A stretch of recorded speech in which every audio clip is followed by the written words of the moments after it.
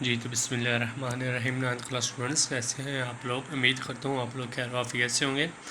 हमने अपना chapter bioenergetics start किया था, उसमें हमने फोटोसिंथेसिस कंप्लीट कर लिए थे। हमने रेस्पिरेशन वाला स्टार्ट किया था।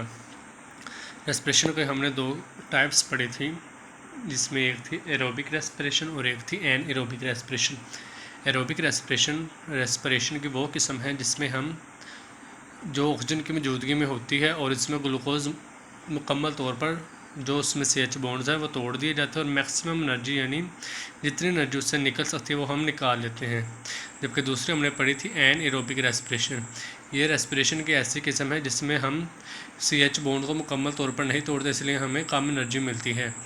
अब सवाल पैदा होता है कि एन एरोबिक रेस्पिरेशन में CH बॉन्ड मुकम्मल तौर पर क्यों नहीं तोड़ते? तो इसकी सादा सी वजह यह है कि जब हम ग्लूकोज को तोड़ते हैं तो पायरोविक एसिड बनता है। हमने पायरोविक एसिड को मज़ीद तोड़ना होता है।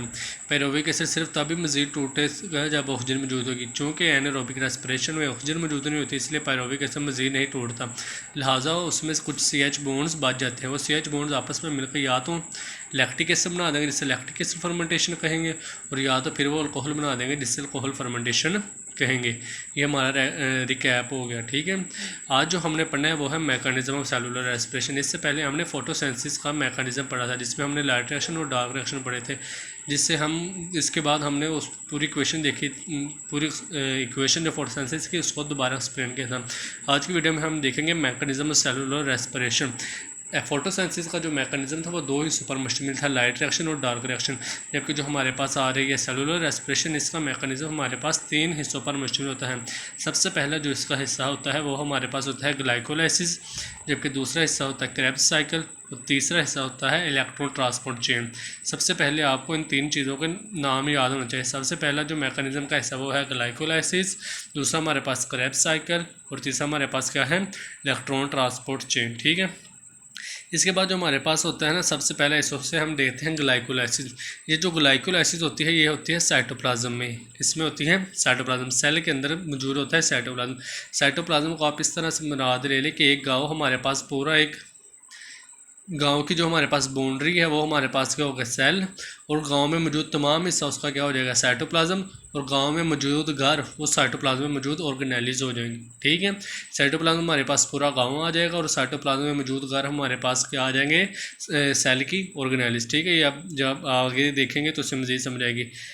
तमाम गलियां वगैरह समझ लें साइटोप्लाज्म में आ जाते हैं, घर नहीं आएंगे इसमें। ठीक है ना, घर हमारे पास ऑर्गेनेलिज हो गई है। मैंने आपको आम से मिसाल दे दी जिससे आप सेल का स्ट्रक्चर समझने में आसानी हो जाएगी। ये जो ग्लाइकोलाइसिस का स्टेप होता है ये हमारे पास ओकर इन साइटोप्लाज्म, ये सेल का जो साइटोप्लाज्म होता है उसमें होता है। ठीक है, ग्लाइकोलाइसिस का मीनिंग क्या है? ग्लाइकोलाइसिस, ग्लाइको का मतलब हो गया ग्लूकोज और लाइसिस का मतलब हो गया ब्रेक। ग्लाइकोलाइसिस हमारे पास होता है ग्लूकोज की ब्रेक डाउन। असल में हमारा स्टेप रेस्पिरेशन का क्या है कि हमने ग्लूकोज में मौजूद तमाम CH बॉन्ड्स को तोड़ना है। ग्लूकोज में मौजूद तमाम CH बॉन्ड्स को तोड़ना है, इसलिए हम ग्लूकोज को ब्रेक करेंगे। और ग्लूकोज को ब्रेक करने के लिए जो पहला हमने स्टेप करना होता है ग्लाइकोलाइसिस, जिसमें हम ग्लूकोज को आधा हाफ ब्रेक कर देते हैं। ठीक है, ये अमल जो होता है ये साइटोप्लाज्म में होता है और इसके लिए ऑक्सीजन रिक्वायर नहीं होती। मतलब ग्लाइकोलाइसिस का जो स्टेप है वो एरोबिक रेस्पिरेशन में भी होगा और एनारोबिक रेस्पिरेशन में भी होगा, इसके लिए ऑक्सीजन रिक्वायर नहीं होती, लिहाजा ये एरोबिक रेस्पिरेशन में भी होगा और एनारोबिक रेस्पिरेशन में भी होगा। इस स्टेप में क्या होता है, इस स्टेप में ये होता है कि हमारे पास जो ग्लूकोज 6 कार्बन है इसे 3 कार्बन वाले कंपाउंड में तोड़ जाता है। इसे आप इस तरह समझ लें, हमारे पास 10 रुपये का नोट है, हम उसे 5 वाले 2 सिक्कों में बदल लेते हैं। इस तरह ग्लूकोज के पास 6 कार्बन होता है, इसलिए हम उसे 3 कार्बन वाले 2 कंपाउंड में बदल लेते हैं। उन कंपाउंड को हमारे पास क्या कहते हैं, पायरोविक एसिड। इसके अलावा हमें इससे 2 ATP नेट ATP मिलते हैं। नेट ATP का क्या मतलब ये मैं आपको आगे समझाता हूँ। ठीक है, और इसके अलावा हमें 2 NADH मिलते हैं। NADH क्या है, ये उसी तरह का कंपाउंड हाई एनर्जी मालिक्यूल है जिस तरह हमने पौधों में NADPH पढ़ा था, P से प्लांट, इसलिए NADPH पौधों में, इससे आप याद रख सकते हैं। ठीक है ना, NADH हमारे पास पौधों में, NADH हमारे पास पौधों में होगा, जबकि NADH ये हमारे पास जानवरों में होगा। ठीक है, अब हम दोबारा देखते हैं ग्लाइकोलाइसिस क्या है। ग्लाइकोलाइसिस है ग्लूकोज को ब्रेक करना। इसमें क्या होता है, ग्लूकोज को हम 2 कंपाउंड में बदल देते हैं पायरोविक एसिड के 3 कार्बन वाले। ग्लूकोज में 6 कार्बन होते हैं, इसलिए हम उसे पायरोविक एसिड यानी 3 कार्बन वाले 2 कंपाउंड में बदल लेते हैं। इसके साथ हमें 2 ATP मिलते हैं और 2 NADH मिलते हैं। NADH हमारे पास हाई एनर्जी मालिक्यूल होता है। ठीक है, आगे मैंने आपको कहा कि हमारे पास 2 ATP नेट मिलते हैं। इसका क्या मतलब है? इसका ये मतलब है कि जब हम ग्लूकोज से पायरोविक एसिड बना रहे होते हैं ना, ग्लूकोज से 2 पायरोविक एसिड बना रहे होते हैं, तो उस मरहले में हमारे 2 ATP लगते हैं और हमें 4 ATP मिलते हैं। 2 ATP लगते हैं और 4 ATP हमारे मिलते हैं, यानी इस रिएक्शन में हमारे ATP यूज़ भी होते हैं और इस रिएक्शन में ATP मिलते भी हैं। 2 ATP हमारे लगते हैं और 4 ATP हमें मिलते हैं। लिहाजा हमारे पास नेट कितने आए, जो हमें फ़ायदा होगा वो कितने ATP हैं, वो 2 ATP हैं। इस बात को आप इस तरह समझे, हमारे पास हमने कोई चीज़ ली है 5 रुपये की, उसे 10 रुपये में बेच दी। इसे आप इस तरह समझे, हमारे पास कोई चीज़ है, हमने कोई चीज़ 5 रुपये में ली है और हमने उसे 10 रुपये में बेच दिया। अब हमारा मुनाफा उसमें कितना है, 5 रुपये। कितना है नेट प्रॉफिट, कितना हमारे पास, 5 रुपये। इस तरह इस रिएक्शन में हमारे पास 2 ATP यूज़ होते हैं और हमें 4 ATP मिलते हैं। लाजम हमारे पास नेट ATP यानी नेट प्रॉफिट कितना हमारे पास आएगा, 2 ATP। ये आपकी बुक में एक इक्वेशन लिखी है। देखिए पहले हमारे पास 2 ATP यूज़ होंगे, 2 ATP यूज़ होकर 2 ADP बनेंगे। बाद में क्या होगा कि वो 4 ADP हमारे पास 4 ATP बनाएंगे। इसलिए हमारे पास नेट कितने बने, 4 हमें मिले, 2 हमारे यूज़ हुए। तो हमारे पास नेट कितने ATP बने, हमारे पास 2 ATP। उम्मीद है इसकी आपको समझ लगी। इसके अलावा हमारे पास NADH में बदलता है। मैंने आपको ये बताया था जब भी किसी चीज़ से हाइड्रोजन जाएगा, तो उसके क्या होगी, ऑक्सीडेशन। लिहाजा यहाँ ग्लूकोज की ऑक्सीडेशन होती है। क्यों? क्योंकि ग्लूकोज से 2 हाइड्रोजन निकल के NAD के पास आए, जिससे NADH बन गया। जब भी किस चीज़ से हाइड्रोजन निकलेगा उसकी ऑक्सीडेशन होगी और जिसके पास जाएगा उसकी क्या होगी, रिडक्शन होगी। ठीक है, अब हमें देखते हैं हमने ग्लाइकोलाइसिस में क्या क्या असर है। ग्लाइकोलाइसिस में हमें नेट ATP कितने मिले, 2। इसके अलावा हमारे पास NADH कितने मिल गए, 2। नेट ATP भी हमारे पास 2 हो गए और NADH भी हमारे पास कितने होंगे, 2। अब कोई सवाल पूछे कि ग्लाइकोलाइसिस में ATP बनते कितने हैं, कितने बनते हैं, नेट ATP कितने बनते हैं, तो आप लोगों ने कहना है 2। कितने बनते हैं, 2। ठीक है ना, क्योंकि हमें जो फ़ायदा होता है वो कितने ATP का होता है, 2 ATP का होता है। लगे इस बात की समझ?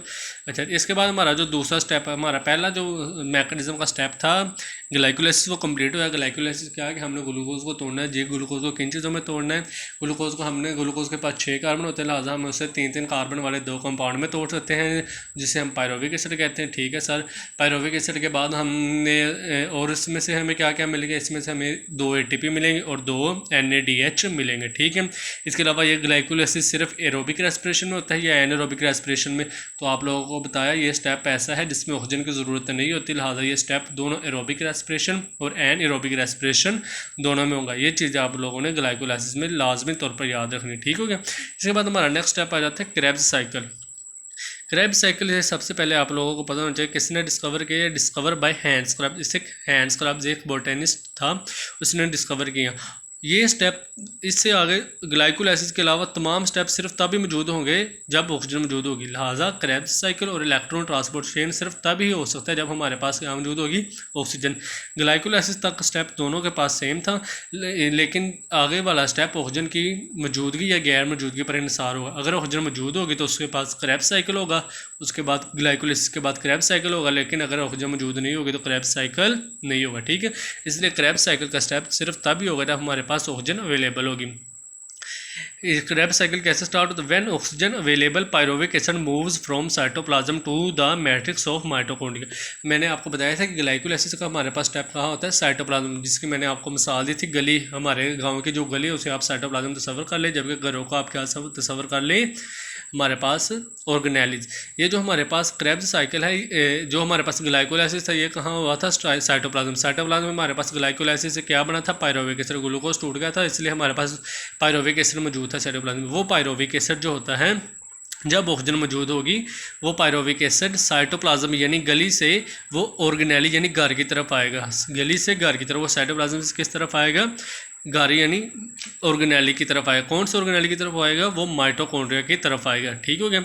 When oxygen available pyruvic acid moves from cytoplasm to the matrix of mitochondria. Matrix से क्या मुराद है कि माइटोकॉन्ड्रिया के भी हमारे पास मुख्तलिफ हिस्से होते हैं। सबसे बाहर उसकी मेम्ब्रेन होती है और मेम्ब्रेन के अंदर उसके पास मैट्रिक्स होता है। ठीक हो गया। मेम्ब्रेन के अंदर वाला हिस्सा उसके पास क्या कहलाता है, मैट्रिक्स होता है। जब ये हमारे पास पायरोविक एसिड अंदर दाखिल होता है तो सीरीज ऑफ रिएक्शन ऑकर होते हैं। माइटोकॉन्ड्रिया के अंदर बहुत सारे रिएक्शन होते हैं जिन्हें हम मजमूई तौर पर क्या कह देते हैं, क्रेब्स साइकिल। ठीक है, आगे वाले लाइन अहम है, इसे आप लोगों ने समझना है। Before Krebs cycle each pyruvic acid is converted into into acid. Before Krebs cycle, each pyruvic acid is converted into acetyl coenzyme A, carbon dioxide, NADH. In Krebs cycle, the acetyl coenzyme A is converted into carbon dioxide. इस line का मकसद ये है कि हमारे पास जो जब pyruvic acid जो कि साइटोप्लाज्म में मौजूद था वो हमारे पास ऑर्गेनेली की तरफ यानी माइटोकॉन्ड्रिया की तरफ आएगा, तो वो जब मेम्ब्रेन के पास होगा तो उसे पायरोविक एसिड को कन्वर्ट कर दिया जाएगा एसिटाइल कोएंजाइम ए, एसिटाइल कोएंजाइम ए में किस में कन्वर्ट कर दिया जाएगा, पायरोविक एसिड को एसिटाइल कोएंजाइम में। आप इसे इस तरह समझ लें कि हमारे पास गली है, गली में हमारे पास क्या मौजूद है, पायरोविक एसिड। पायरोविक एसिड जैसे ही हमारे घर के दरवाजे पर पहुंचेगा यानी ऑर्गेनेल माइटोकॉन्ड्रिया के मेम्ब्रेन पर पहुंचेगा, उसे पायरोविक एसिड को किस में कन्वर्ट कर दिया जाएगा, एसिटाइल कोएंजाइम ए में। फिर उस एसिटाइल कोएंजाइम ने क्रेब्स साइकिल जो कि घर के सहन यानी मैट्रिक्स माइटोकॉन्ड्रिया के सहन माइटोकॉन्ड्रिया के मैट्रिक्स में होगा, वो उसमें क्रेब्स साइकिल में कौन दाखिल होगा, हमारे पास क्रेब्स साइकिल में हमारे पास एसिटाइल कोएंजाइम ए दाखिल होगा। ठीक हो गया। पायरोविक एसिड ने तो बदल जाना है, जैसे वो घर यानी माइटोकॉन्ड्रिया के मेम्ब्रेन बाहर वाले हिस्से पर आएगा उसे बदल दिया जाएगा, किस में बदल दिया जाएगा, एसिटाइल कोएंजाइम में। यही लाइन लिखी हुई है कि before Krebs cycle each pyruvic acid is converted into acetyl coenzyme A, carbon dioxide and NADH। उसे acetyl coenzyme A, carbon dioxide और NADH में बदल दिया जाता है। ठीक है। In Krebs cycle the acetyl coenzyme में, क्रेब्स साइकिल में कौन दाखिल होता है, एसिटाइल कोएंजाइम में। एसिटाइल कोएंजाइम जब क्रेब्स साइकिल में दाखिल होता है तो एसिटाइल कोएंजाइम को कार्बन डाइऑक्साइड में बदल दिया जाता है। क्रेब्स साइकिल को जब एसिटाइल कोएंजाइम क्रेब्स साइकिल में एसिटाइल कोएंजाइम दाखिल होता है तो हम उसे कार्बन डाइऑक्साइड में बदल देते हैं। It results in formation of ATP and NADH and FADH2।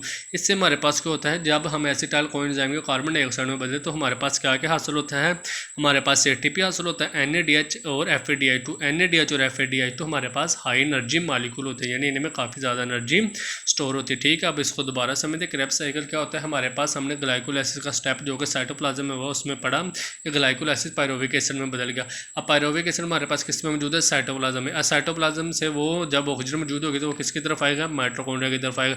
जैसे वो माइटोकॉन्ड्रिया की मेम्ब्रेन के पास आएगा वो उसे एसिटाइल कोएंजाइम ए में बदल दिया जाएगा। जैसे एसिटाइल कोएंजाइम ए में बदल दिया जाएगा, एसिटाइल कोएंजाइम को मैट्रिक्स में दाखिल किया जाएगा। मैट्रिक्स में हमारे पास क्या होगा, माइटोकॉन्ड्रिया के मैट्रिक्स में दाखिल किया जाएगा। माइटोकॉन्ड्रिया के मैट्रिक्स में हमारे पास क्रेब्स साइकिल होगा।